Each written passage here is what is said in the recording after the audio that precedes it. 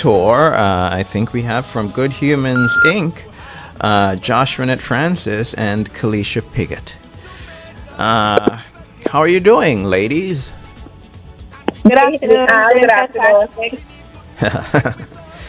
All right, one at a time, please. Who will go first? Hi, Josh Renette. Hi, Al. I was actually doing a test try to see if you could hear me. Good afternoon and good afternoon to the listeners. All right, and Kalisha Piggott is also on. Yes. Good afternoon, everyone. Oh wow, the miracle of technology. I don't know how you guys how you did it, but anyway, that's great. But yeah, so I heard that Kalisha Piggott, I think she was selected among the top 100 global youth leaders. Is that correct? Yes, sir. Wow. So how does it feel to be selected among, well, the top 100 global youth leaders? Sounds like a major accomplishment. Yes, it is, and I feel super honored and blessed and extremely excited to show what I can do to leave an impact on the world.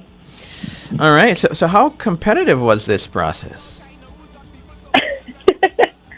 Out of 5,000 applications and only 100 selected. Super. All right. Wow. Wow. How many did you say? 5,000? 5,000. And 100 selected. Only 100 selected, and I'm one of the hundreds. I'm super proud, so 10% honored, blessed, speechless. Wow. 10% would have been 500. So 10% would have been 500, right? So 1%, so it's like 2%. Wow, you're among the top 2% of global leaders in the world. That's an amazing feat. And what responsibilities comes with this recognition? So some of the responsibilities is to ensure that the youth here in Antigua and Barbuda can leave an impact as the spectrum of it is a youth impact program, and also with some training that they have provided, it's easier for me to learn what is it meant to be a leader and how I can also leave an impact on the youth so they can also become leaders. All right. So, Josh Renette, can you give us a little more insight into the competition and what role did Good Humans Inc. play in all of this? So Kalisha has been with the organization for the last 2.5 years, and literally, Al, I feel like you're calling me. I just had one happy tears breakdown, and just like, we've really been pushing towards the bigger mission of changing the lives of individuals with disabilities through our student community service program. And as the logistics coordinator, she's been able to interact with all of the students at the various schools, principals, teachers, and the youth leadership program is focused on expanding the work that we're already doing with recycling. And the idea is to create a online classroom where we're going to be creating videos, worksheets, pictures, and lots more educational content surrounding waste management. So it's been heavily focused, our focus for the last 3 years, very heavy, and now it's to even more. And just the fact that she's going to be able to represent not just Good Humans 268, but Antigua and Barbuda on such a large scale. I said to Kalisha, a part of the internship is Paris, and last year we weren't sure she was going to make it because she was pregnant at the time. And then now that Katia is here, we're like, okay, she's going to be able to just go with Katia. And we're successful that we're grateful that they changed the date. And I said to her, when you get to Paris, you have to ensure you're flying Good Humans flag by the Eiffel Tower, because this is a big deal. It just shows that all the work, all the tears, all of the sacrifices that we have made, it has come out to worth it. This leadership program, I know I'm going to be balling the day at the airport. I'm just excited. I'm just excited that she's able to fly Antigua and Barbuda's flag, not locally or regionally, but on the international stage. All right. And so, Kalisha, why is recycling education so important for young people in Antigua and Barbuda, do you think? It is important because we need a healthier future. So yes, we're here today when everything is nice and green, but what happens when the landfills keep piling up and more fires and smoke and all the oil spill that is happening? If we're able to teach them from our kindergarten stage to fifth form, they will have a better understanding of how waste is managed and how they can create something new from recyclables. Okay, and is it that you're going to be creating some videos? I think I was reading you'll be creating like over 100 educational. 100. Yep. Okay, and what type of topics will be covered in these videos? So the type of topics will be like what is waste, what is recycling, but based on the different classrooms, they are breaking down. So, example, for our kindergarteners, our little green hands, we're having the basic understanding of what is waste at their age. And as fifth formers, like, we're hoping that we can partner with the National Solid Waste and CBH so that they can teach them as well about the policies, the laws, and how their leadership can become an impact as well. So each classroom is based on the understanding or the knowledge that we think that they should have. Oh. So when they graduate from school, if they want to be a part of the National Solid Waste or CBH or just doing something themselves in the waste management field, they would have that understanding from a younger age coming straight up. And with doing the content, it will be accessible not just for the class, but for everybody here, the teachers, the parents, the community. So everybody will be able to have access to these classrooms and they themselves can learn. Okay, and you also are producing an app? Yes. Okay. So with the app, students will be able to... with the app, students will be able to log what they have done, and at the end of the school year, they will be able to also like see how much they would have volunteered, the impact they would have made. So with the app, Joshua, would you want to elaborate some more on it? So I will say to you, Al, the app, the content is going to be used for the app, and for Good Humans 268, I will say to anyone, we now do pilots before we apply for funding, and that has been how we've been successful because we've been able to show the work that we're going to do. For our student community service recycling project, we've been heavily focused on recycling for the last 3 years, but the app is designed to encompass not just recycling, but volunteering and reforestation. And the idea is that a student would get a login at kindergarten, just about 5 years old, and they should carry that login straight to fifth form. So for the 12 years, we should be able to track the number of hours the students volunteered, the trees that they planted, and all of the items that they recycled. For example, and I can just share today because I'm just overwhelmed, crying. I never thought I would be crying because of waste. And today, like just going to St. Nicholas Primary, shout out to the principal and the staff and all the students there. This is the third year they've been having a recycling competition as part of Sports Day. So every student, they've been bringing contents from home, and the winning house gets a point.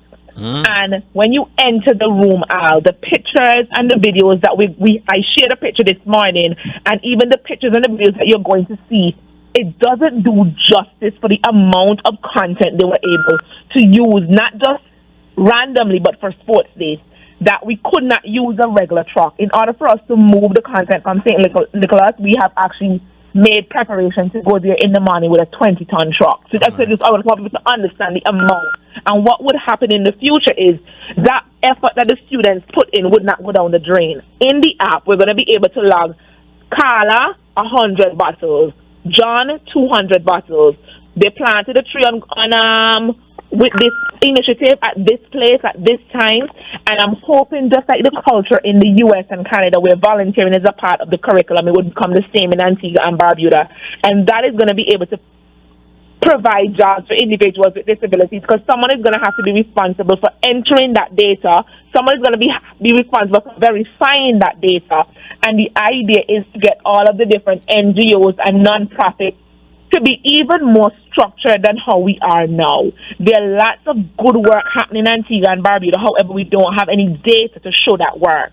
So a student may volunteer with Good Humans, and then they do Adapt to Coastline, they do IHO, they do Scrub Life Cares, they do Eco Shores, Sustainable Futures Network. But there's nothing that we can see that the student has volunteered at all of those organizations, the date that they volunteered, and the impact that they made. So the idea is to create an app that's going to help with tracking that information and truly helping Antigua and Barbuda with the data attached to ABAS, that is the Antigua and Barbuda Agenda for SIDS, and the Sustainable Development Goals.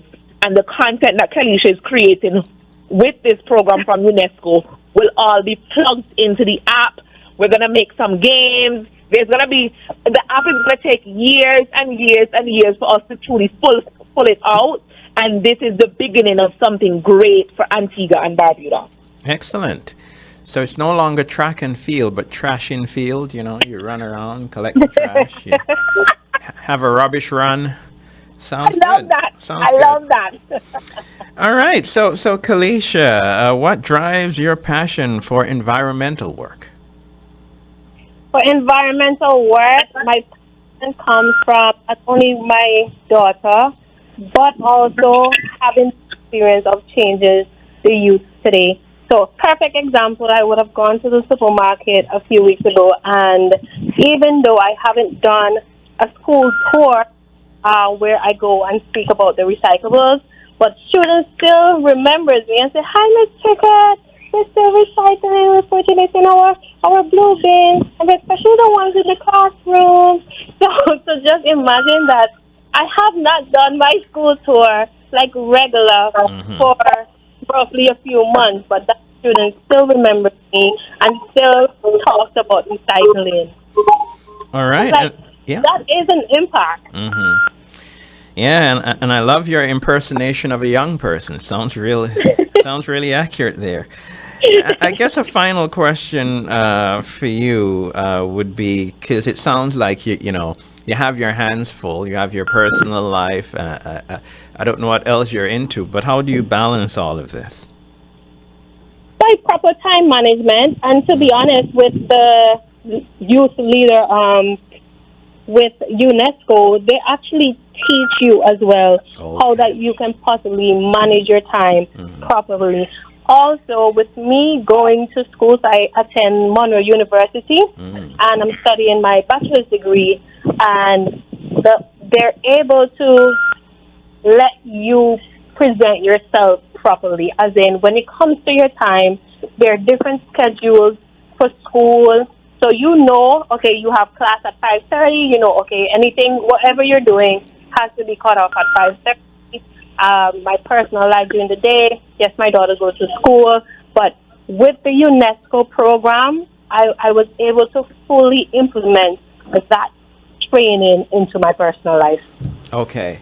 I'm going to have to listen to this tape over and over because I'd like, to get some of those tips in my head because, life can be very, very busy. Yes, I know. Trust me. That's incredible. I think we do too much with our lives. Anyway, Joshua Nett, any final thoughts for the people? I just want to let the Antigua and Barbuda public know that waste management is all of our business. It's not a government thing. Private citizens, event promoters, we all need to do better with regards to managing waste. There were 2 fires in the recent weeks, and we had an oil spill, and we cannot continue managing the waste the way we're doing it now. I know it's culturally that we dump everything in one bin, but we now have technology. We now have a lot more information available to us, and we really need to do better. I'm calling out all the hotels, all the bars, all the restaurants. We need to stop sending everything to the landfill. Cans can be recycled, glass can be recycled, plastic can be recycled, and we can compost the food scraps. We can compost all those tomatoes, lettuce, all the different peels. As a country, we need to do better, and we cannot waste on the government. And finally, shameless plug, next week, Wednesday, we're going to be at the stadium. We're making a mega Antigua and Barbuda flag from recycled materials. We're inviting the public to come and see magic, it is one of the major activities we're doing this year. We're going to be making all 56. The 56 heads of government is coming to Antigua and Barbuda for Chogam. We're making a mega Antigua and Barbuda flag, and then we're going to make all 56 flags. And I just want you to envision it. It's going to be 30 plyboards strategically placed so that when the delegation is flying home in November, Antigua and Barbuda is going to be on the map. And people are going to know those were made by Good Humans 268, and they're fighting for the rights for individuals with disabilities. They deserve a place at the table. We deserve jobs, love, and happiness. All right. But not just only the person, so just to touch on that, not just only the person from Good Humans 268, but all the students here in Antigua and Barbuda, because we have already asked a few schools to be a part of it. And just imagine our little youth making a big change. All right. Well, thank you so much, Kalisha Pickett and Josh Renette Francis. I mean, your passions are palpable. So anyway, thanks again, and look forward to seeing whatever magic you have for us next Wednesday, you said, right? And I hope you're going to be there as well to be a part of the magic. But I should be able to see it from my house. I hear it's going to be really big. But you see, seeing it from your house and seeing it there in person is two different effects. All right, well, so I should get both effects. Come and be a part of it. We have a date, Al. Thank you. All right.